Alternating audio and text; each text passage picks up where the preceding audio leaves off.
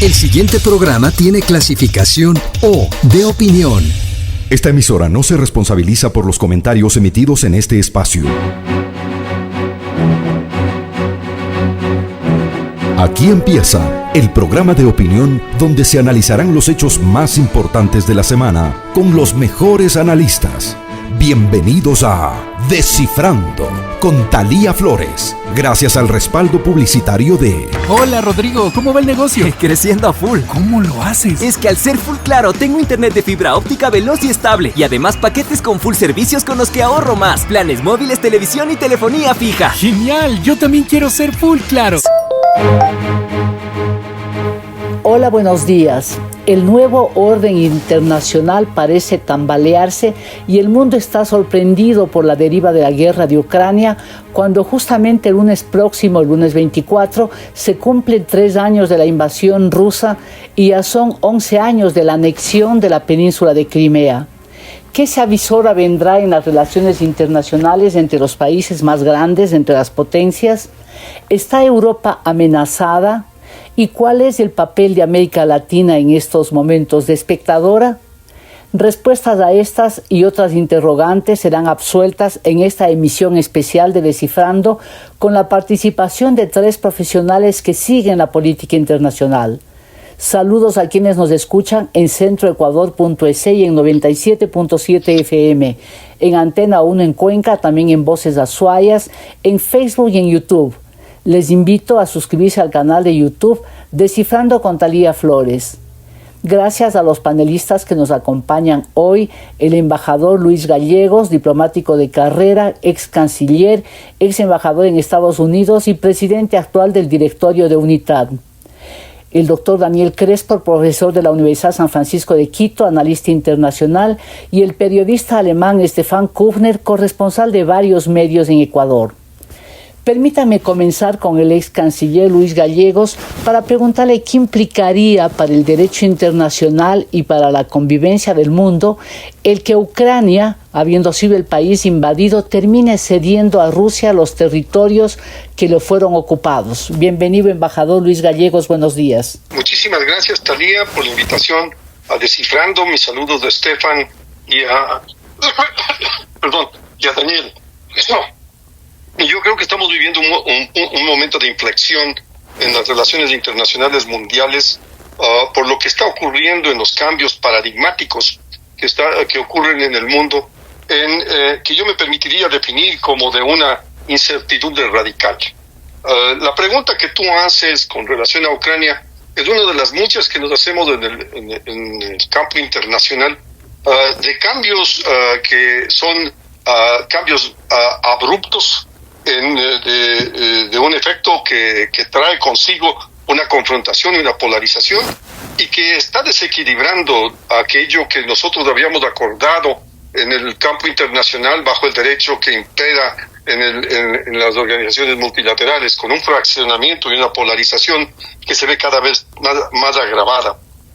Un mundo en donde también tiene retos fundamentales el planeta, con el cambio climático, con el advenimiento de la inteligencia artificial y con otros tantos que nos ponen a la humanidad en un estado de constante cambio, a una velocidad que ha dejado atrás los paradigmas normales de nuestras relaciones. El caso de Ucrania es un caso emblemático, es un caso importante en las relaciones en este momento, específicamente porque es un tema que se ha tratado por décadas. O sea, Ucrania era un país que se sumó a la Unión de Repúblicas Socialistas Soviéticas después de la guerra prácticamente, y luego ha entrado en un patrón que cuando cayó el muro de Berlín se firmaron tratados internacionales para garantizar la seguridad tanto de los miembros que se escindían de la Unión Soviética convertida en la Federación Rusa y países como Ucrania. Esos tratados que fueron suscritos como el tratado el gran tratado de alianza entre Rusia y Ucrania, obviamente se vieron alterados por el transcurso del tiempo. Hay que especificar que el puerto de aguas calientes más importante que tenía la Unión de Repúblicas Socialistas Soviéticas estaba en Crimea, y por lo tanto ese puerto tenía una importancia fundamental para la flota rusa, y que la flota de la Unión Soviética se dividieron entre Ucrania y Rusia. El advenimiento de todos los conflictos y la incursión de los intentos de Ucrania de formar parte de Europa y de la Unión Europea trajeron consigo conflictos con Rusia, y en este momento podemos claramente definir, como tú lo has dicho, que en el 2014 hubo la anexión militar por parte de Rusia de la península de Crimea, y el fomento de varias decisiones del territorio ucraniano.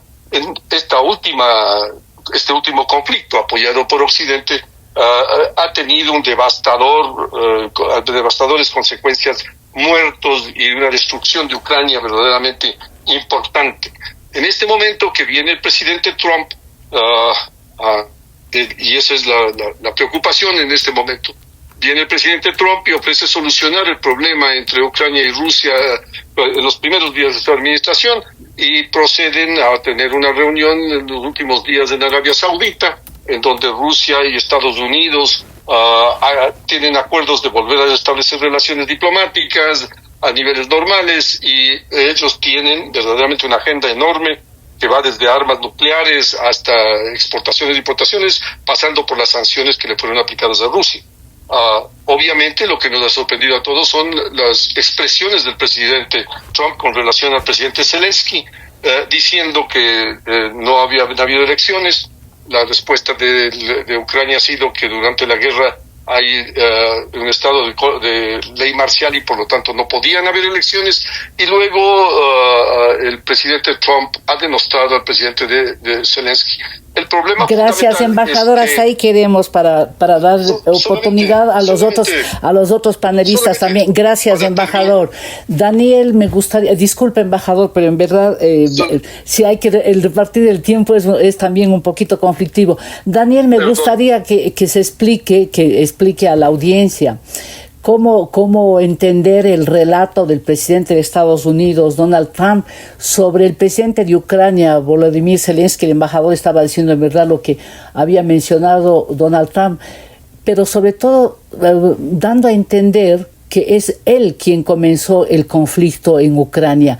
¿Y qué implicaría ello para lograr un acuerdo? Bienvenido, Daniel Crespo, buenos días. Talía, muy buenos días y muchas gracias. Es un gusto estar compartiendo este panel justamente con el embajador Gallegos y con Estefan. Rápidamente, antes de entrar directamente en este punto, en el momento de la presentación se mencionaba una aproximación desde el derecho internacional, ¿no? En el momento que estaba haciendo la presentación. Y yo creo que es muy importante también comprender que cuando analizamos la realidad internacional no nos podemos limitar al deber ser que de alguna manera nos constriñe el derecho como tal. Una de las cosas más interesantes que tenemos en la arena de las relaciones internacionales es las diferentes aproximaciones teóricas que podemos tener, ¿no? Desde el realismo de poder, el idealismo, el liberalismo que va muy de la mano con el idealismo, la teoría normativa que tiene sus fundamentos justamente en el derecho internacional, y también es algo donde confluyen también diferentes formas de entender disciplinariamente estos fenómenos, la geopolítica, no solamente el derecho, la geopolítica, como decía, la historia, y creo que de esa manera también donde pongamos más el peso, tal vez en algunos momentos del análisis nos va a servir para comprender mejor por qué por un lado, por qué se genera el conflicto, por qué desde una lógica meramente geopolítica podemos comenzar a hablar de colapso de la Unión Soviética. Recuerdo las palabras del presidente Putin hace unos años en la conferencia, justamente hace unos días tuvimos también la conferencia de seguridad de Múnich, cuando dijo que la mayor tragedia geopolítica del siglo XX fue la caída de la Unión Soviética. Estaba haciendo alusión a esta forma de aproximarse a lo que estaba sucediendo. Hay en términos históricos, ya hay desde el siglo XVIII una clarísima tendencia expansionista de Rusia hacia el Mar Negro y obtener esos puertos de aguas calientes de los que hablaba el embajador. Y también, por supuesto, tenemos que entender cuando ya hablamos de estos problemas, estoy tratando de ser muy sintético, no solo hablar del escenario internacional, sino también hablar en clave de política interna. Y es hacia allá donde en estos minutos quiero dirigirme para tratar de entender a quién está hablando Donald Trump. Donald Trump no solo... Ante todo, tenemos que entender que él vino en sus promesas de campaña con estas premisas de las que estamos viendo ahora, su plasmación en la realidad. Mucho de lo que está sucediendo en este momento, Donald Trump ya lo mencionó en su campaña. Él en primera instancia está hablando a sus votantes. El cuestionamiento a Zelensky no viene de esta administración. Recordemos que ya previamente había solicitado, había presionado antes de su posesión hace unas semanas, ya había presionado a Zelensky respecto a información del hijo de Joe Biden y sus negocios en Ucrania. O sea, este rifirráfico personal, si queremos verlo así, con Zelensky, no viene de ahora, viene de mucho más atrás. Y también esta tendencia tan potente hacia un aislacionismo, hacia una suerte un poco rara, si quiere decírselo, de victimización de los Estados Unidos frente a sus aliados. Él es muy recurrente en decir que han sido malos aliados, tal país ha sido un mal aliado, estos países han abusado de los Estados Unidos. Cuando él menciona estas cosas que generan tanta polémica, él en primera instancia está hablando a sus votantes, ¿no? Está hablando justamente, está articulando la política exterior del MAGA, de la Make America Great Again. O sea, primero nosotros y nos destruyen, y si es que eso significa pasar por encima de nuestras alianzas históricas, pues nos está demostrando que ese es su interés. Ahora, esto de alguna manera nos pone no solamente en un escenario de incertidumbre, como mencionaba el embajador, sino también creo que con la distancia del tiempo, y si es que esta tendencia de aproximación a Rusia se mantiene, estaríamos quizás presenciando uno de los cambios en la geopolítica internacional más importantes de los últimos 75 años, desde que comenzamos a hablar de la cortina de hierro. Bueno, muchísimas gracias, Daniel, y en verdad ustedes conocen tanto que pueden poner así un contexto enorme, y yo siempre trataré de cuidar el tiempo, porque es apenas una hora, y esto siendo un conflicto tan grande con raíces tan profundas, necesita en verdad una explicación mayor, pero yo les voy a rogar, si es posible, abreviar lo que más pueda. Estefan, quisiera que tú nos digas por qué Estados Unidos quiere dejar por fuera, o está dejando ya, de las negociaciones de Ucrania y que lleva adelante en Rusia. Como decía el embajador, comenzó en Arabia Saudita, no en Riad, las negociaciones, y el gran ausente fue Ucrania y también Europa. ¿Qué implica esto? ¿Qué significa eso? Bienvenido, Estefan Kufner, buenos días. Buenos días, Talía. También un saludo a los que nos escuchan y a mis distinguidos cotertulios. Estamos viendo una reversión a políticas que habían desaparecido en la segunda mitad del siglo XX e incluso en muchas cosas me recuerdan las épocas del imperialismo a fines del siglo XIX. Incluso se pone a la duda soberanía del Estado, que es algo que básicamente se articuló ya a mediados del siglo XVII, ¿no? Con la Paz de Westfalia. Así que hay un cambio fundamental en las relaciones internacionales, enfocadas también en grandes potencias, y Europa frente a los Estados Unidos es tiene una formación muy distinta, porque ya no son los grandes imperios coloniales que existieron hasta inicios del siglo XX, y tienes una Europa que es algo mucho más amorfo que un solo país, ¿no? La Unión Europea son 27 países, hay más países también que pertenecen al continente, pero que no forman parte de la Unión Europea. Y la visión de Trump es más bien más simple y más hegemonial. Y entonces él prefiere, como se vio, es bastante difícil calificar qué dirá, como él dijo el ex canciller gallego, qué querrá mañana Trump. Pero lo que sí tenemos como experiencia de su primer gobierno era que buscó un acercamiento hacia los autócratas, como los de Arabia Saudí, hacia Putin en Rusia, hacia Kim en Corea del Norte, y no frente a la Unión Europea que busca un tema de negociación diplomático tradicional y no de un gran líder con el que Trump pudiera hacer negocios, ¿no? Eso es entonces por qué prefiere actuar de la manera que lo ha hecho. Y también, francamente, sí tiene una visión de Europa como un continente débil, dividido y militarmente, como él ha dicho, irresponsable. En parte algunos países ya han reaccionado, ¿no? Polonia liderando a todos y sí está creciendo un interés o una convicción en la Unión Europea y otros países que ya no forman parte, como Reino Unido, de una necesidad de una inversión militar más o menos en la línea de lo que ha dicho Trump en las últimas semanas. Pero esto al final también podría tener unas consecuencias inesperadas en el contexto global en el que estamos hablando y eso también preocupa dentro de Europa, pero al mismo tiempo sí, le ha dolido a Europa no estar en la mesa y va a insistir en participar. Muchas gracias, Stefan Kübner. Embajador, vuelvo con usted. Y como lo que interesa es que la audiencia tenga una visión de lo que está pasando en este momento en el mundo, ¿no? Con lo que se está negociando, entre comillas, el fin de la guerra en Ucrania.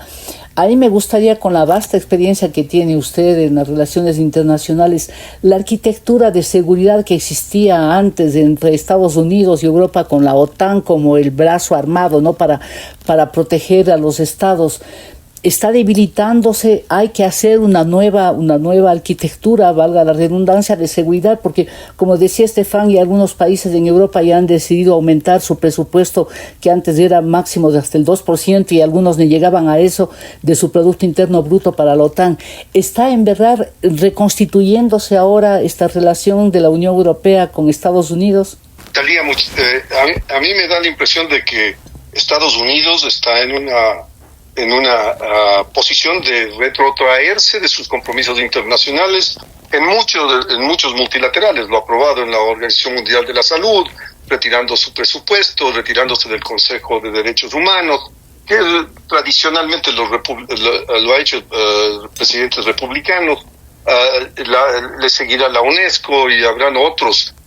El tema de la aplicación de aranceles prácticamente cuestiona la existencia de la OMC y los acuerdos que habíamos llegado de la nación más favorecida y los temas acordados dentro del GATT.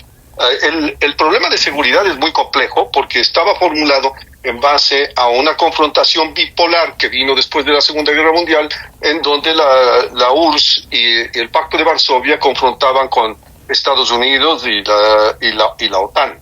Hoy en día el socio mayoritario de la OTAN, que es de Estados Unidos, ha venido cuestionando desde la primera presidencia de Trump la existencia y la eficiencia de la OTAN.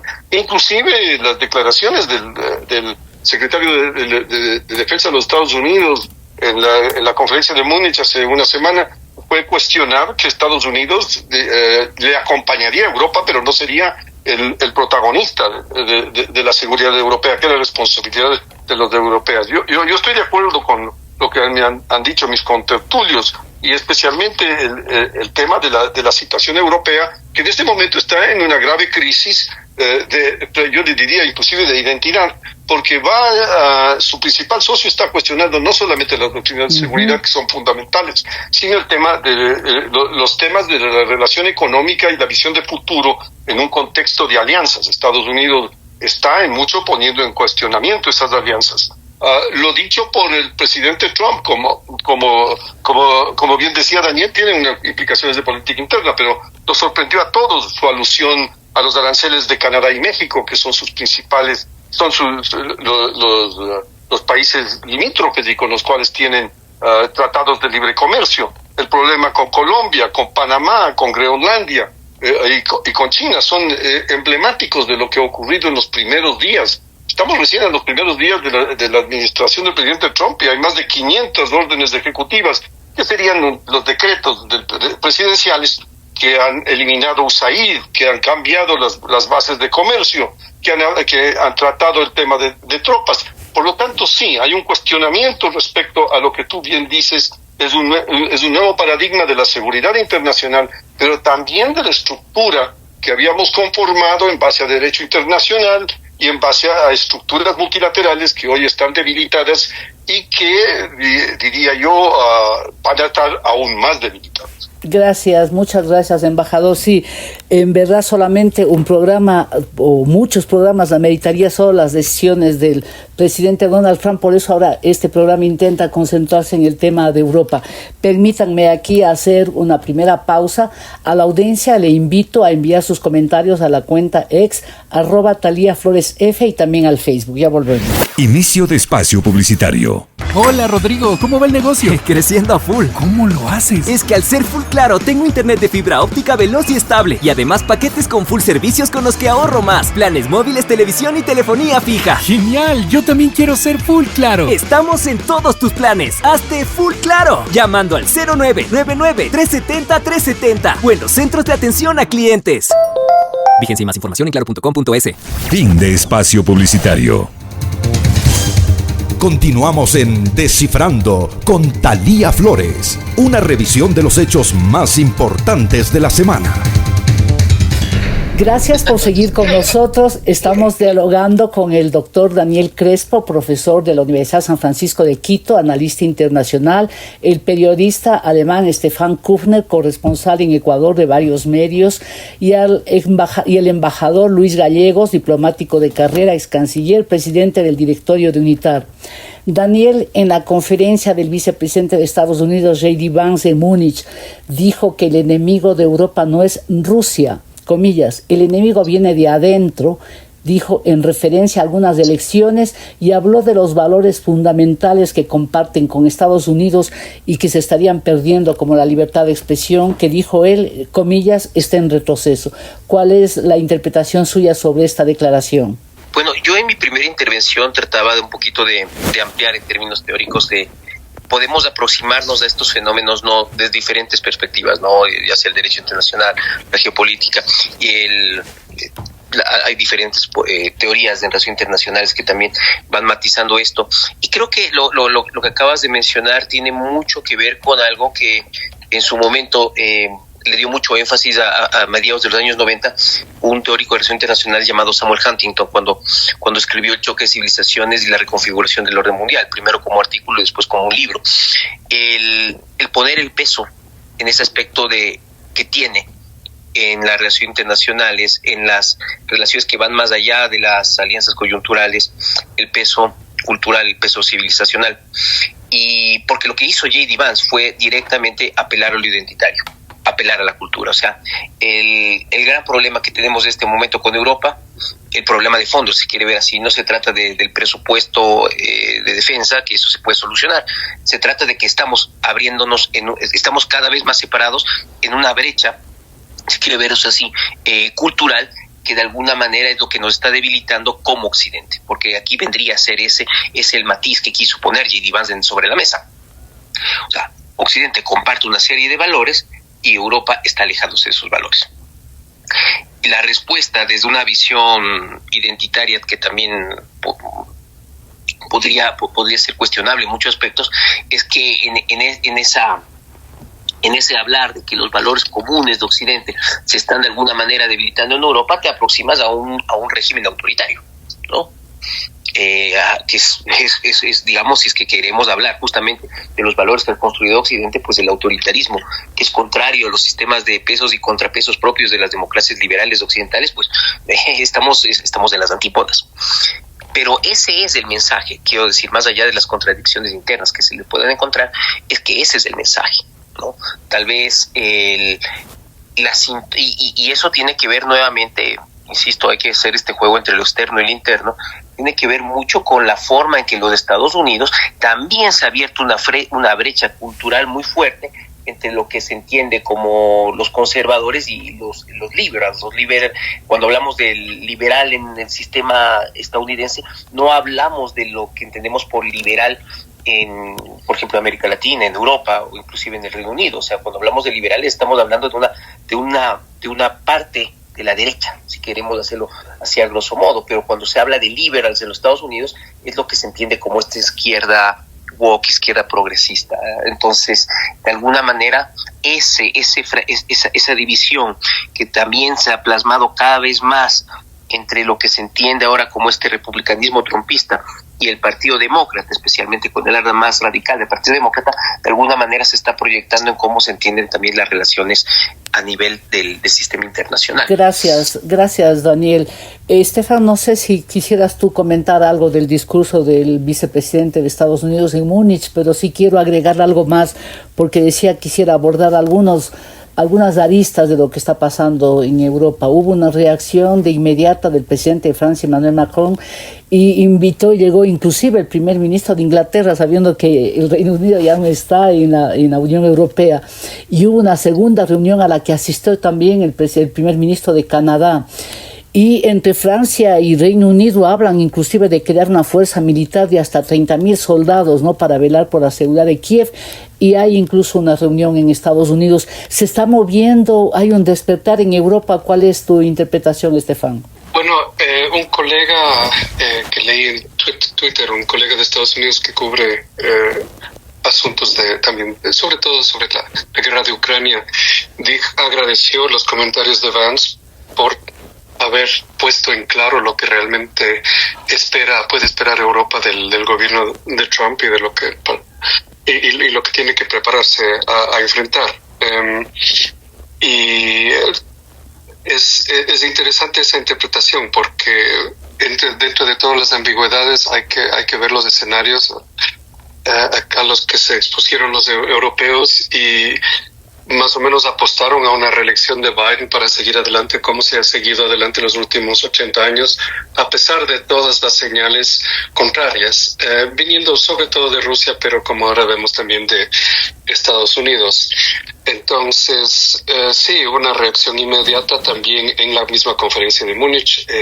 Un punto que quisiera añadir en este momento es que Vance, tal como Trump, como explicó Daniel, habló en una audiencia doméstica de Estados Unidos. Vance interfirió en las elecciones alemanas que serán mañana, tomando partido muy claro para todos estos partidos, valga la redundancia, neopopulistas de extrema derecha que han surgido en gran parte de Europa, y tratar de verles a ellos como aliados naturales y muy distintos a los valores tradicionales que se desarrollaron desde la Revolución Francesa en Europa.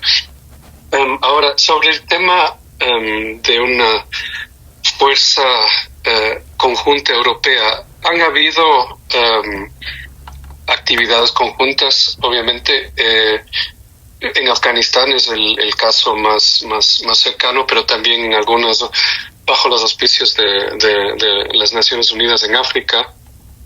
Y entonces hay una discusión sobre unas tropas de paz que podrían ser enviadas para mantener entonces un cese al fuego, que va a ser difícil, una paz real en Ucrania. Sin embargo, estamos en discusiones muy preliminares, y mi preocupación personal es de que no se lleve a cabo realmente lo necesario, porque si Europa, con todo el dolor del alma lo digo, porque en los años 90 se cosechó un dividendo de paz, pero no fue duradera al final. Y entonces, creo que le entró una llamada, Estefan.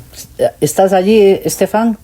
De tropas de paz, sí, solo para terminar, tropas de paz, pero también hay discusiones sobre un aumento de gasto en general y rearmamento nuclear, incluso en países que lo han rechazado en el pasado, como Alemania. Exactamente. Gracias, Stefan Kubner. Sí quisiera que el embajador hable algo, porque además con la vasta experiencia que tiene, cómo se negocia, ¿no?, cómo se juntan los países. Va a ir una misión, el presidente de Francia y el primer ministro británico van a una reunión con el presidente Trump la próxima semana, justo creo que es el lunes 24, que es el aniversario de la invasión de Rusia a Ucrania. Pero también van la presidenta del Consejo Europeo, el presidente, ¿no?, Antonio Costa, y la de la Comisión Europea, Ursula von der Leyen, con el presidente del gobierno español, van en cambio a Kiev. ¿Qué significa este movimiento? en dos escenarios geográficos que son los que está en este momento como definiendo la geopolítica mundial, embajador Gallegos?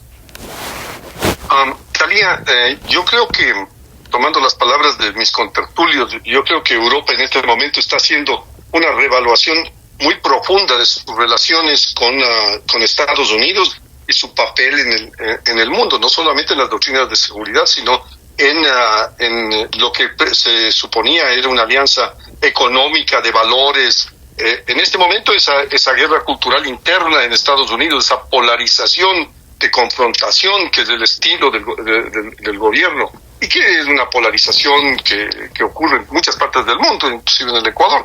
El problema es cómo volver a ser relevantes, y yo creo que los esfuerzos que están haciendo los líderes europeos es para buscar caminos de entendimiento con los Estados Unidos y con la solución del problema de Ucrania. Pero en medio de ello también está la relación con Rusia. Entonces, en realidad, el peligro para Europa, y lo dicen sus líderes, es qué va a ocurrir después del señalamiento de la línea que va a ser dibujada por otros, y que inclusive Ucrania protesta por no estar incorporada en las primeras negociaciones y Europa ha sido alejada de ellas. O sea, la solución del problema de Ucrania puede establecer antecedentes que, como decía Stefan, no solucionan, y ese es el temor de todos, de que no vaya a solucionar definitivamente el problema. El poner tropas internacionales europeas e inclusive americanas en la frontera con Rusia puede hacer que sea rechazado por Rusia. Por lo tanto, es un estado situación muy compleja, en las cuales los multilaterales en el Consejo de Seguridad, como son Francia, Rusia, Estados Unidos, son parte del Consejo de Seguridad, y uno ve una fractura del sistema multilateral en términos de seguridad. Yo creo que son momentos muy importantes para reflexionar para todos los países del mundo. Gracias, embajador. Habrá que buscar. Le voy a hacer una pregunta porque además usted es versado en varias materias, pero ahorita está de por medio en juego unas llamadas tierras raras, ¿no? Unos metales que se utilizan para fabricar, he averiguado, imanes que convierten energía en movimiento para diferentes dispositivos y vehículos eléctricos, teléfonos, misiles, varias cosas. Estas tierras raras quiere el presidente Trump más o menos cuantificar en 500 mil millones que había sido la ayuda de Estados Unidos a Ucrania. ¿Cómo se hace esto? O sea, ¿cómo se entrega esto y quién firma? ¿Cómo se acuerda esto, embajador? Yo creo que es una nueva táctica o estrategia de negociación, porque en realidad las tierras raras fundamentalmente estaban en China. China era el proveedor del mundo de tierras raras, y con la aplicación de sanciones de Estados Unidos a China, desde la primera presidencia de Trump, pero de seguida por Biden, inclusive con una exposición mayor, como es del ACTA Chips, con relación a los chips de todos los aparatos para la generación de lo que nosotros estamos llamando inteligencia artificial, el encontrar tierras raras para satisfacer todo la lista que tú acabas de dar, que son fundamentales para el desarrollo tecnológico mundial, es uno de los temas que Ucrania también está usando. O sea, nosotros le podemos proveer, le dice a Estados Unidos, de esas tierras raras, y Trump, que es un negociador nato sobre temas económicos, dice, bueno, a cambio del dinero que ustedes nos deben, porque no es que le ayudaron a Ucrania solamente entregándole armas, no. Ucrania tiene una deuda colosal en armamento con Occidente. El cambio de armamento de lo que tenía de armamento soviético al cambio de armamento occidental va a costar una deuda inconmensurable. Súmele a eso la reconstrucción y lo que costará la reconstrucción de Ucrania. Va a ser un tema muy difícil de salir y le tomará a Ucrania décadas. Es un país potente, es un país rico, pero que tiene sus limitaciones imperativas. Yo creo que esto es una visión de la confrontación que veremos en muchos sitios del mundo en los próximos 4 años, y que va a disolver en mucho los principios y aquellos estrategias que teníamos. Por lo tanto, la recomendación fundamental es diversificar, tener varios polos, tener un plan B y C, con relación a países como el nuestro en un contexto internacional extremadamente fluido, de incertidumbre constante y de reacciones abruptas para los cuales tiene que estar preparado el Estado ecuatoriano. Gracias, embajador. O sea, en verdad que este nuevo orden que está en movimiento es real. Daniel, hubo una reunión con el presidente Zelensky, del enviado especial de Estados Unidos, no el enviado de Donald Trump, Kay Kellogg, creo que se llama el personaje que fue enviado de la Casa Blanca. ¿Hay alguna versión de qué es lo que se trató, en qué quedaron, digamos, porque tal vez la reunión más importante, ¿no?, en la que me imagino que se le planteaba así cara a cara lo que desea la Casa Blanca, y también me imagino que el presidente Zelensky dijo lo que tiene que decir en nombre de Ucrania? Bueno, respecto a la visita del enviado especial Kellogg hacia Ucrania, en los mismos medios estadounidenses hay cierto escepticismo, ¿no?, sobre el desconocimiento que él tiene de esta problemática. Y aparentemente lo que se está tratando en este momento es un poco bajar el tono a lo que ha sucedido en los días anteriores. No podemos olvidarnos lo que puso en sus redes sociales el presidente Trump hace poco más de un día, bueno, en el momento de grabación del programa, poco más de un día, cuando en Truth Social y después en X lo volvió a replicar, donde no solamente acusó directamente a Zelensky de ser el provocador de la guerra, sino que incluso fue más allá y lo calificó como un dictador, ¿no?, y como un comediante medianamente exitoso. O sea, fue algo tremendamente ofensivo. La respuesta del presidente Zelensky fue decir que él apreciaba el apoyo de los Estados Unidos, pero que era evidente que el presidente Trump estaba en una burbuja de desinformación rusa. ¿Hasta qué punto el enviado especial Kellogg puede hacer algo en este sentido? Aparentemente no es mucho, ¿no?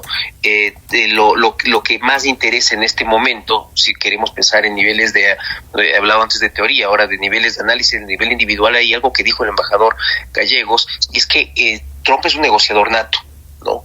Y a él le gusta negociar desde una posición de fuerza. Él ya desde su primera administración nos acostumbró a esto de dar un golpe en la mesa, muchas veces a través de una declaración polémica y bueno, usualmente se demoraba un poco más. Lo que está pasando ahora es que en cuestión de semanas nos ha sacudido el tablero a todos, volviendo un escenario que ya de por sí era conflictivo aún más impredecible. Pero lo que se puede pensar es que después de esto ya la presión, ¿no es cierto?, sobre los recursos naturales ucranianos podría acelerarse. No es el único escenario, también hay que tenerlo claro, donde Donald Trump tiene puesta su atención. Si es que en una semana volvemos los cuatro a conversar, probablemente estaremos hablando de Groenlandia, no lo sé, o nuevamente el canal de Panamá. Esa incertidumbre que es donde está generando en este momento también va de la mano de los intereses que a veces pueden ser algo erráticos en la forma en que él entiende las negociaciones internacionales como negociaciones interpersonales. Él entiende que la política exterior está demasiado subordinada a ese nivel, al nivel individual, y eso también es lo que ha generado el rechazo, por ejemplo, de importantes diplomáticos estadounidenses, como es el caso de Mike Bolton, ¿no?, que ha sido bastante duro con la forma en que todo esto está resquebrajando el sistema internacional que se configuró justamente a partir del telón de acero y el surgimiento de la OTAN y el Pacto de Varsovia. Entonces, ¿qué tanto puede hacer Kellogg? Pues está pasando demasiado por el ámbito individual, como estaba mencionándolo. Tal vez hay que tener un poco más de atención a lo que mencionan otros personajes en este sentido. Me refiero al vicepresidente J.D. Vance y alguien de quien no hemos conversado en este momento, pero que tiene enormes intereses económicos que de alguna manera interfieren con su proximidad al gobierno y al presidente Trump en particular. Estoy hablando de Elon Musk. Y justamente cuando regresemos con Estefan vamos a hablar, porque él ha intervenido para, entre comillas, en las elecciones de Alemania, y de eso quiero que hablemos cuando volvamos luego de hacer esta pausa. Antes de irnos, recuerdo a la audiencia que Descifrando puede ser escuchado en 97.7 FM, en centroecuador.es, en Antena 1, en Voces Azuayas y en YouTube. Les invito a suscribirse al canal de YouTube Descifrando con Thalía Flores. Ya volvemos. Inicio de espacio publicitario. Hola Rodrigo, ¿cómo va el negocio? Creciendo a full. ¿Cómo lo haces? Es que al ser Full Claro tengo internet de fibra óptica veloz y estable y además paquetes con full servicios con los que ahorro más. Planes móviles, televisión y telefonía fija. ¡Genial! Yo también quiero ser Full Claro. Estamos en todos tus planes. Hazte Full Claro llamando al 0999-370-370 o en los centros de atención a clientes. Fíjense más información en claro.com.es. Fin de espacio publicitario. Esto es Descifrando, un programa de opinión con Thalía Flores. Continuamos, están hoy en Descifrando el periodista alemán Stefan Kufner, corresponsal de varios medios en Ecuador, el embajador Luis Gallegos, ex canciller, y el doctor Daniel Crespo, profesor de la Universidad San Francisco de Quito. Stefan, aprovechando el tiempo, quisiera, por ejemplo, que nos cuentes algo de las elecciones de Alemania este domingo. ¿Qué se espera? Se pronostican, cuando ahora en los pronósticos uno tiene que tener mucho cuidado, que ganaría Friedrich Merz, creo que se llama, el representante de la Unión Demócrata Cristiano. ¿Qué avisoran ustedes? Porque hay gran expectativa en toda Europa, porque podría significar un punto de inflexión, ¿no?, a que Alemania vuelva a tener el protagonismo que siempre ha tenido, Estefan. Bueno, lo que sí está claro, sin embargo, es que Merz no ganaría la mayoría absoluta con la que pudiera implementar los cambios más profundos que él busca. Y su aliado preferido, el Partido Liberal, cuya salida del gobierno anterior provocó el colapso de esa coalición, estará con muchas dificultades para volver al Parlamento alemán, al Bundestag. Solo para explicar para la audiencia ecuatoriana, en Alemania un partido político en términos básicos solo recibe escaños en el Parlamento si es que obtiene el mínimo del 5% de la votación, que es algo que se introdujo después de la Segunda Guerra Mundial para crear una gobernabilidad mayor en el sistema parlamentario, y en general ha sido exitoso. Pero entonces, sin el apoyo de los liberales, entonces Merz se vería abocado a necesitar un partido para gobernar, porque ya ha dicho que no va a hacer una coalición con la extrema derecha populista, que es el partido AfD, Alternativa por Alemania, que ha sido apoyado por Vance y por Elon Musk en una intervención bastante burda en los asuntos internos de Alemania. Entonces le quedan los socialdemócratas o Unión Social Cristiana se llama Unión Social Cristiana. ¿Cómo se llama ese partido en Alemania con los que se coaligaría, Estefan? Bueno, Merz es el líder del Partido Demócrata Cristiano, la CDU,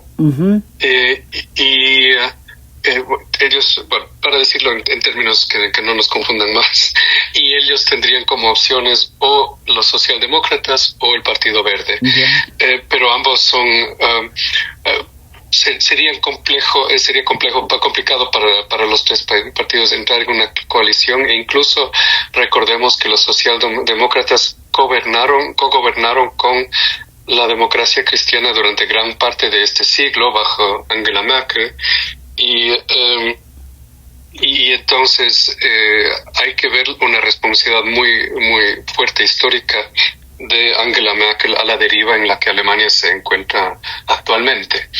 Entonces probablemente tendremos unas negociaciones de coalición bastante complicadas, aunque en el término de política de relaciones extranjeras y europeas e incluso del tema de rearmamento, lo más fácil probablemente sería una coalición entre Democracia Cristiana y Partido Verde. Estefan, quisiera, mencionó Daniel, la intervención de Elon Musk en esta campaña. Hay que decir, Elon Musk tiene más de 200 millones de seguidores en X, ¿no? Que además es propiedad de él. Tiene, ya sabemos, esa acción, digamos, esa presencia inmensa en el propio Salón Oval. Y estaba apoyando justo Alternativa para Alemania, AfD, y dijo y puso en su cuenta, ¿no? Solo AfD puede salvar Alemania. ¿Cómo recibieron los alemanes esto y cuál ha sido la reacción que ha tenido Alemania frente a esta actitud?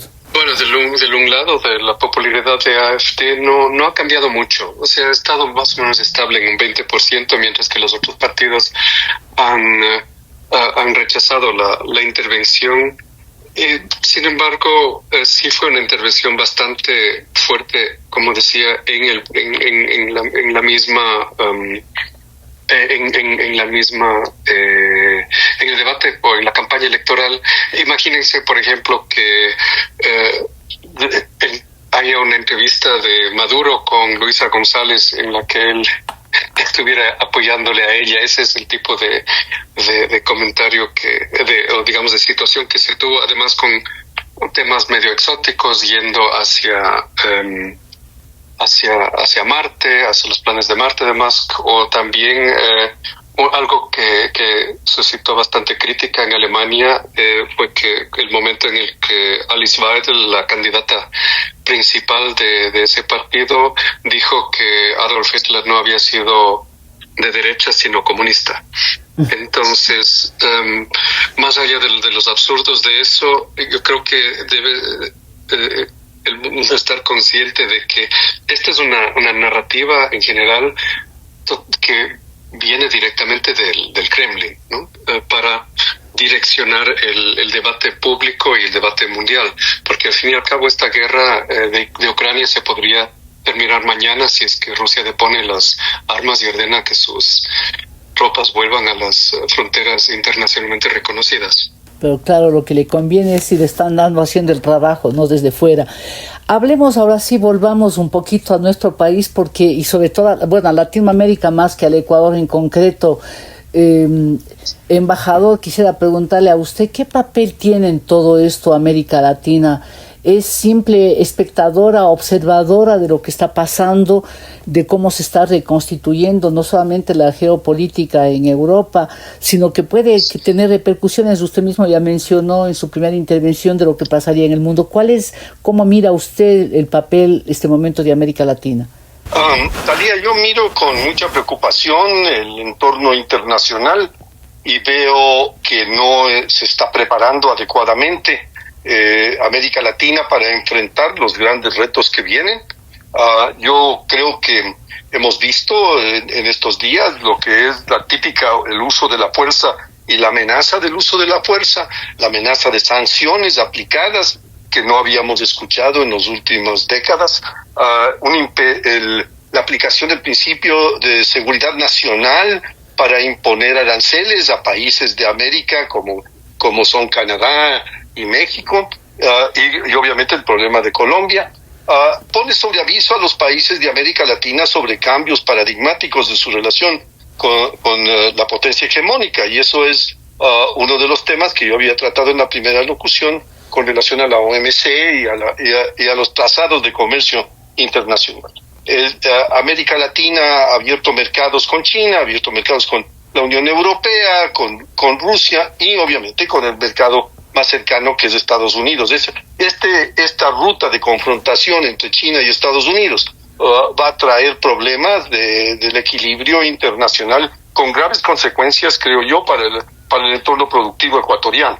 En eso estamos muy claros de que es una nueva era, y para lo cual tiene que tener la capacidad, inteligencia, sofisticación, profesionalismo para manejar las relaciones con Estados Unidos y las relaciones internacionales con los otros centros. ¿Qué pasaría con Ecuador concretamente, embajador? Explíquenos un poquito. Bueno, yo creo que el Ecuador está inmerso en una política con Estados Unidos en donde el primer problema es el narcotráfico. Colombia producía 1,000 toneladas de cocaína en el 2019, hoy produce 2.600.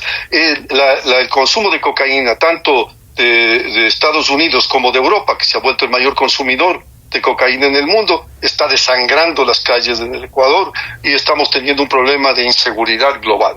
Ese es uno de los problemas, pero eso no quita el que pueda regresarse sobre ese tema y aplicar medidas y sanciones a los países productores de narcóticos, como lo ha hecho con Canadá y con México. El problema económico va a ser serio, no solamente por el tema de estos cambios, para lo cual tiene que adaptarse un país exportador como es el Ecuador, o la eliminación de la cooperación con USAID es uno de los problemas que reduce en $300 millones un aporte importante a un país sobreendeudado, la relación en los multilaterales, pero la mayor preocupación mía por el humanismo que tiene es la vinculación con los migrantes. El tema de la oferta de Trump de expulsar a 11 millones, al principio decía 20 millones de migrantes, trae consecuencias humanas de imprevisibles consecuencias, aunque sea repetitivo, en el ámbito interno del Ecuador, en las remesas y en otros aspectos.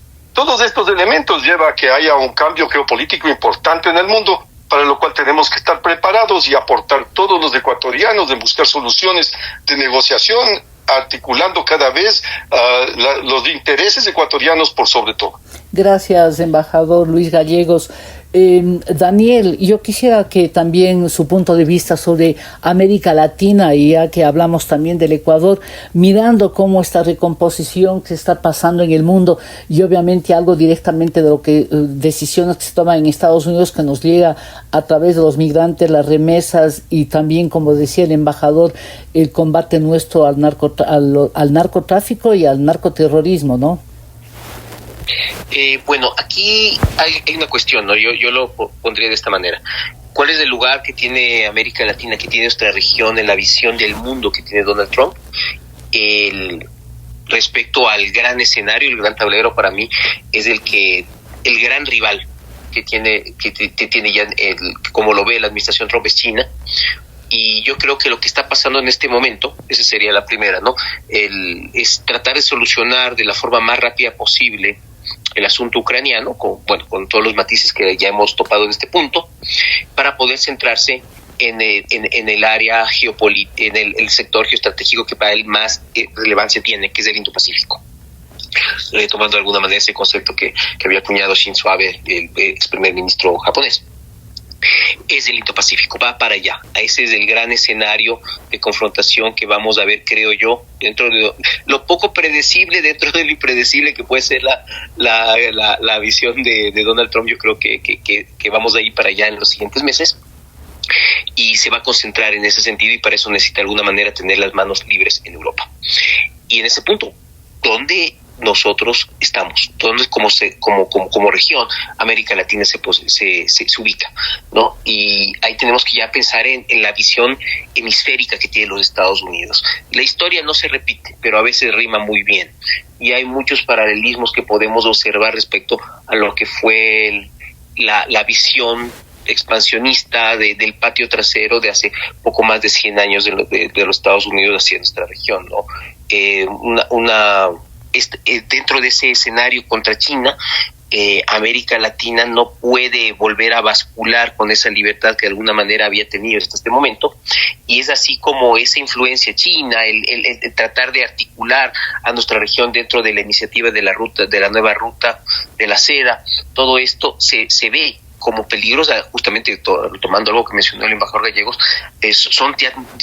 Ya no son temas de nuestros países con China, ya se los ve como temas de seguridad nacional para los Estados Unidos. O sea, la agenda de los Estados Unidos con América Latina tiene un fuerte componente de securitización, ¿no? Por un lado está la cuestión china que he mencionado, y el segundo punto, que ya tiene que ver más con política interna dentro de los Estados Unidos, va justamente migración y drogas, ¿no?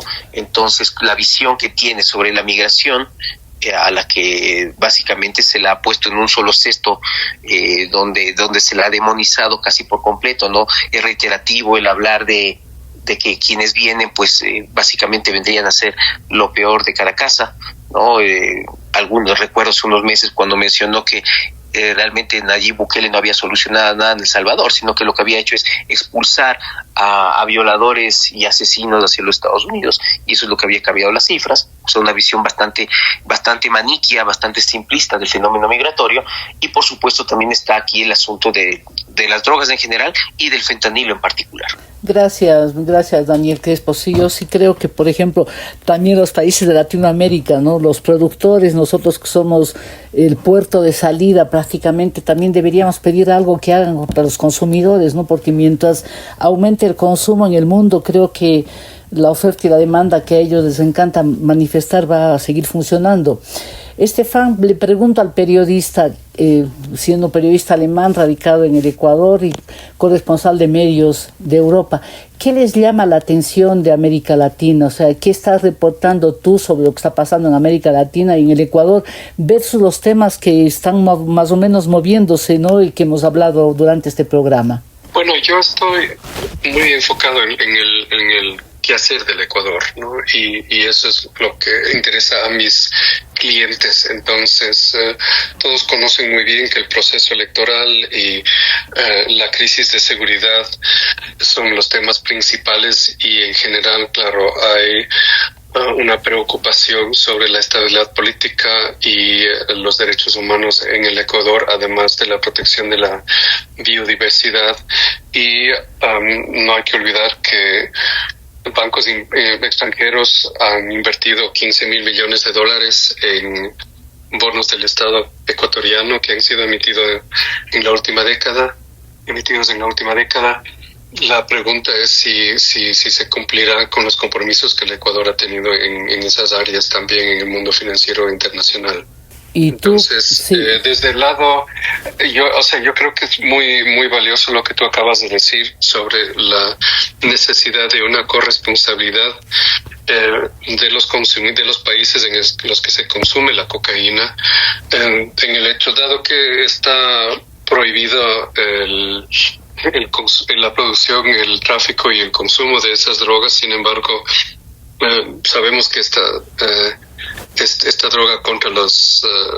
guerra contra las drogas no ha sido exitosa en ningún país, pero dentro de lo que es el marco legal posible, yo sí creo que el Ecuador debería trabajar con los países de la región andina en dar un muy potente mensaje a los consumidores del daño que causan con su hobby, con su hábito, ¿no? Hay canciones en Alemania que están de moda que incluyen la cocaína como un producto cualquiera de parte de la fiesta. Claro, es una actitud provocativa para también conseguir los clics y el streaming de las canciones de moda, pero tal como en la cultura del reggaetón, los narcocorridos, las telenovelas del narco, hay que enfocarse también y hay que hacer un esfuerzo en presentar a las víctimas, ¿no? que tenemos sobre todo en nuestros países.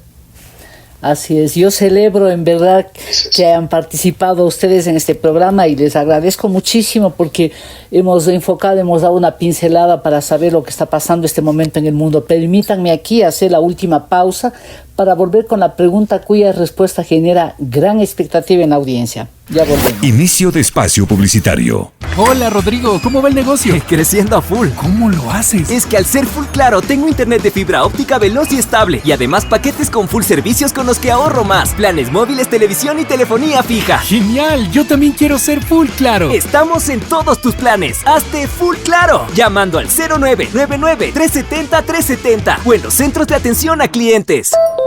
Vigencia y más información en claro.com.es. Fin de espacio publicitario. ¿A quién le ha ido bien y a quién le ha ido mal en esta semana?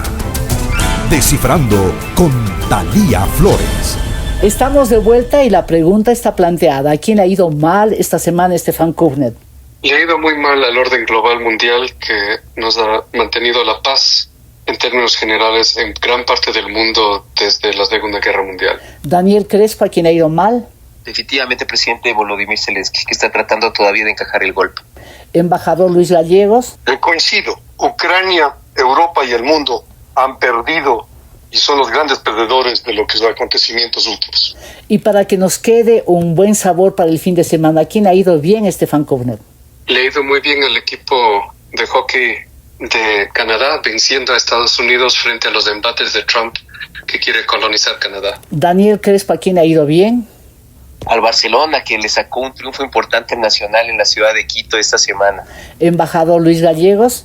Yo voy a decir la recuperación de la salud del Papa, un gran líder que debe continuar contribuyendo a la paz del mundo.